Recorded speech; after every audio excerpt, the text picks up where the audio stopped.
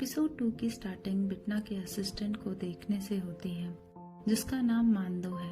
हमें पता चलता है कि इस बॉडी में बल्क ने पोजेस किया है। वो और बिटना मिलकर अब तक एक भी क्रिमिनल को मारकर हेल नहीं भेज पाए हैं, जिससे फ्रस्ट्रेट होकर मांदो कहता है, क्या एक क्रिमिनल को मारना इतना मुश्किल है। वहाँ पर हम एक लड़की को भी देखते हैं और वह भी बिटना की असिस्टेंट है। तभी वहाँ हान आता है और मांदो को देखकर अपने मन में कहता है, क्या उसने इसी मोटे आदमी के बारे में कहा था। फिर वह मांदो को बिटना का सारा सामान देता है और उसको बताता है कि बिटना ने ही उसको ये सामान यहाँ पहुँचाने को कहा था। बिटना की असिस्टेंट पूछती है कि जज बिटना कहाँ पर है, तो हान कहता है, मुझे नहीं पता, वो कहीं जाने के लिए बहुत जल्दी में थी। फिर हम बिटना को देखते हैं जो कि एक लड़की से मिलने के लिए चर्च आती है। उस लड़की का नाम मी जी योंग है। वह गॉड के सामने प्रे करते हुए काफी रो रही थी। तो बिटना कहती है, गॉड बहुत निर्दय है। क्या तुम जानती हो कि गॉड हमारी सारी प्रे सुनता है पर उनको पूरा नहीं करता। मी जी योंग पूछती है, आप कौन है। तो वह कहती है, मैं जज कांग बिटना हूँ और मैं ही तुम्हारे केस लेने वाली हूँ। मी जी योंग कहती है, आपको कैसे पता चला कि मैं यहाँ पर हूँ। क्या आपने किसी को मेरा पीछा करने के लिए रखा है। तो बिटना कहती है, ऐसा कुछ नहीं है। एक जज होने के नाते मैं बस इस केस की सच्चाई जानना चाहती हूँ। मी जी योंग कहती है, मैंने ऑलरेडी पुलिस को सब बता दिया है और नॉन पनिशमेंट लेटर भी सबमिट कर दिया है। तो बिटना कहती है, मुझे तुम्हारा नॉन पनिशमेंट लेटर सबमिट करना अजीब लगा। उसने तुम्हें बहुत ज्यादा मारा था और तुम्हें जान से मारने की धमकी भी दी थी, तो तुमने उसे माफ कैसे कर दिया। तो तुम उसे माफ कैसे कर सकती हो। फिर हमें वह सीन दिखाया जाता है जब मी जी योंग के बॉयफ्रेंड ने उसको बहुत बुरी तरीके से मारा था। बिटना कहती है, तुम झूठ बोल रही हो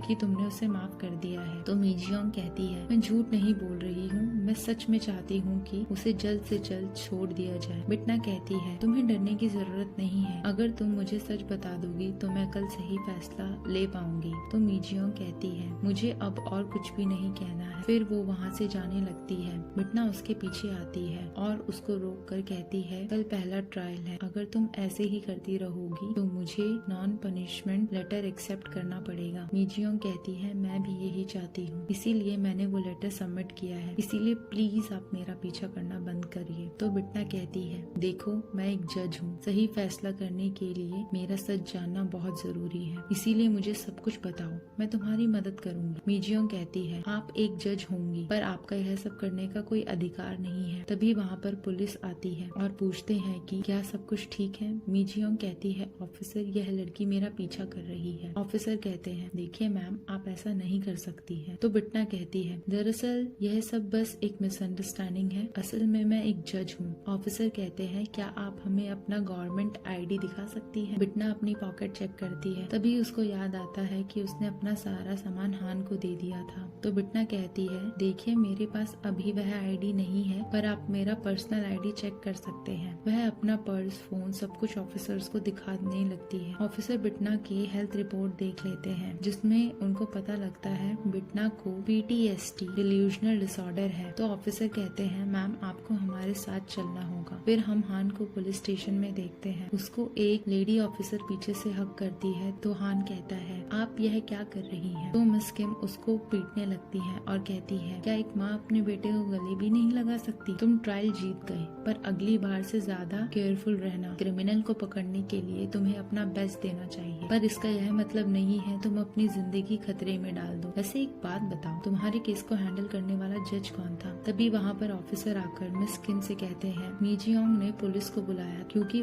कोई उसका पीछा कर रहा था। मिस किम कहती है कि मियोंग जुन तो जेल में है, तो फिर यह कौन है। ऑफिसर कहते हैं, उसको यहाँ पर लेकर आया गया है पर ऐसा लगता है उसकी दिमाग की हालत ठीक नहीं है। तभी वहाँ पर ऑफिसर बिटना को लेकर आते हैं। उसको देखकर हान काफी हैरान रह जाता है। जब बिटना हान को देखती है तो कहती है, noble police station violet crime investigation team 2 के लेफ्टिनेंट हान दे योंग तुम ही हो ना। यह सब सुनकर हान काफी हैरान रह जाता है कि इसको तो सच में सब कुछ याद है। अगले सीन में हान बिटना की सारी इन्फॉर्मेशन लिख रहा होता है। तो बिटना कहती, मुझे लगा था कि हम क्लोज हैं, क्या नहीं है। यह सुनकर ऑफिसर और हान की मॉम काफी हैरान रह जाते हैं। तो हान उन सब से कहता है, तुम लोग जैसा सोच रहे हो वैसी बात नहीं है। फिर वह बिटना से पूछती है कि वो मी जी योंग को फॉलो क्यों कर रही थी। बिटना कहती है मैं उससे कुछ पूछना चाहती थी। हान पूछता है आपको क्या पूछना था? तो बिटना कहती है मैं जानना चाहती थी कि वह यह सच क्यों छुपा रही है और वह क्या फील कर रही है। हान कहता है आपको यह सब जानने की क्या जरूरत है? तो बिटना कहती है मैंने सुना है कि उसके केस की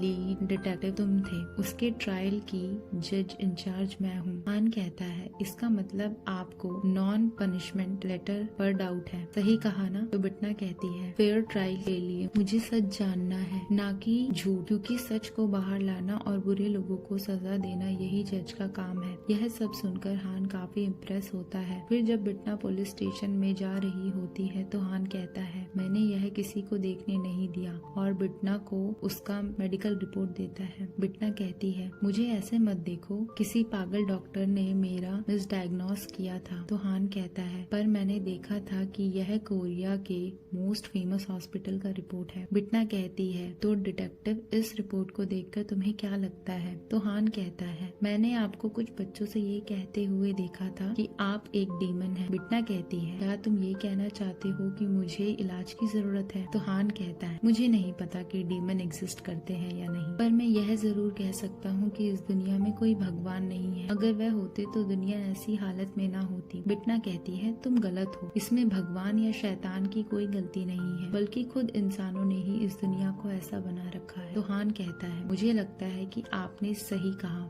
बिटना कहती है तुमने अब तक मेरे सवाल का जवाब नहीं दिया, क्या तुम्हें भी लगता है कि मुझे इलाज की जरूरत है? तो हान कहता है मुझे इससे कोई फर्क नहीं पड़ता कि आप डीमन हैं या फिर नहीं, पर मैं इतना कह सकता हूँ कि आप एक काबिल जज हैं। बिटना स्माइल करती है और कहती है क्या तुम्हें सीधा जवाब देना नहीं आता? चलो छोड़ो इसे, अब मैं चलती हूँ। तो हान कहता है कल के ट्रायल में आप प्लीज सही फैसला करिएगा। उसके बाद हमें अगले दिन का ट्रायल का सीन दिखाया जाता है। प्रोसिक्यूटर कहते हैं कि डिफेंडेंट जंग जुन ने अपनी गर्लफ्रेंड को अक्टूबर 2023 से दिसंबर 2023 के बीच में 3 बार बहुत बुरी तरीके से पीटा था। जब विक्टिम ने ब्रेकअप करना चाहा था तो जुंग ने उसे बहुत बुरी तरीके से मारा और उसको जान से मारने की धमकी भी दी थी। बिटना कहती है डिफेंडेंट क्या तुम यह सारे चार्जेस कबूल करते हो? जियोंग जुन का लॉयर कहता है हम मारपीट का चार्ज कबूल करते हैं, पर डिफेंडेंट ने धमकी नहीं दी थी और विक्टिम ने जो नॉन पनिशमेंट लेटर सबमिट किया है उससे यह बात साफ हो जाती है। प्रोसिक्यूटर कहते हैं कि विक्टिम ने झूठ कहा था क्योंकि वह बहुत बुरी तरीके से डरी हुई थी। तो लॉयर कहते हैं यह बस प्रोसिक्यूशन का एक तरफा दावा है।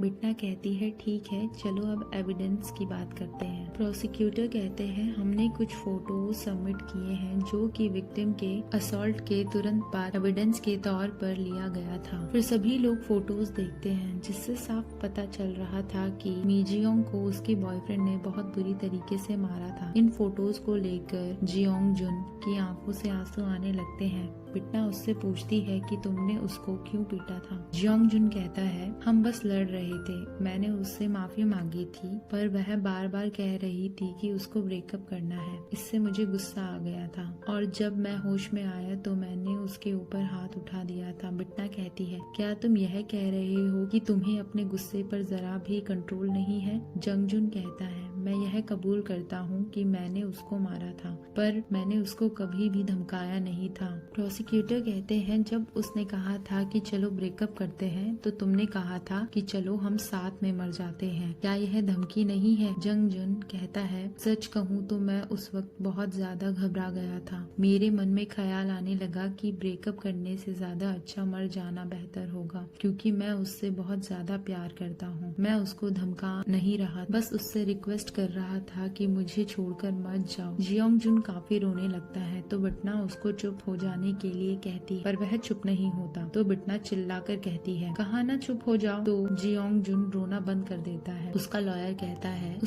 कहता है योर ऑनर, डिफेंडेंट बहुत मुश्किलों का सामना करते हुए बड़ा, इसीलिए उसको नहीं पता है कि हेल्दी वे में प्यार कैसे किया जाता है, पर विक्टिम के लिए उसका प्यार सच्चा है। बिटना कहती है तुम चाहते हो कि मीजियोंग मर जाए, सही कहा ना? ना। तो जियोंग जुन कहता है ऐसा नहीं है, अगर यह मी जियोंग के लिए बहुत मुश्किल है तो मैं अब से उस आसपास भी कभी नहीं जाऊंगा। उसके बाद प्रोसिक्यूटर कहते हैं डिफेंडेंट ने जो किया है उसके लिए प्रोसिक्यूशन को उसको 1 साल की सजा देनी चाहिए रिकमेंड करता है। बिटना जियोंग जुन को उसका फाइनल स्टेटमेंट देने को कहती है। तो जुन कहता है मैं जानता हूँ कि अब मैं उससे फिर कभी नहीं मिल पाऊंगा, पर मैं बस यही कहना चाहता हूँ कि मैं उससे बहुत प्यार करता हूँ। सारी बातें सुनने के बाद बिटना कहती है तो आज का ट्रायल पर खत्म होता है, अब हम नेक्स्ट ट्रायल में मिलेंगे जब डिफेंडेंट को सजा सुनाई जाएगी। फिर जब जियोंग जुन को डिटेंशन सेंटर लेके जा रहे होते हैं तो वहीं पर मी जियोंग के मॉम डैड खड़े होते हैं। जियोंग जुन उनके पास आता है और कहता है मुझे आपसे कुछ कहना है। तो मी जियोंग की मॉम कहती है पर हमें कुछ नहीं सुनना। जियोंग जुन अपना सिर झुकाकर उनसे माफी मांगता है, पर उसने जो किया था उसको उसका जरा भी पछतावा नहीं होता है। वह स्माइल करते हुए कहता है मी जियोंग ठीक तो है ना। उसको स्माइल करता देख मी जियोंग के मॉम डैड और हान काफी हैरान रह जाते हैं। फिर हम बिटना को उसके ऑफिस में देखते हैं। मानदो उससे पूछता है कि वो जियोंग जुन को क्या पनिशमेंट देंगी। बिटना कहती है 1 साल यह बकवास करने के लिए कि वह उससे बहुत प्यार करता है, इसीलिए उसने उसको बहुत बुरी तरह मारा, और 1 साल कोर्ट में रोना और बकवास एक्टिंग करने के लिए, तो टोटल 2 साल की सजा। मानदो कहता है कि क्या आप यह कर सकती हैं, क्योंकि प्रोसिक्यूटर ने तो सिर्फ 1 साल की सजा रिक्वेस्ट की थी।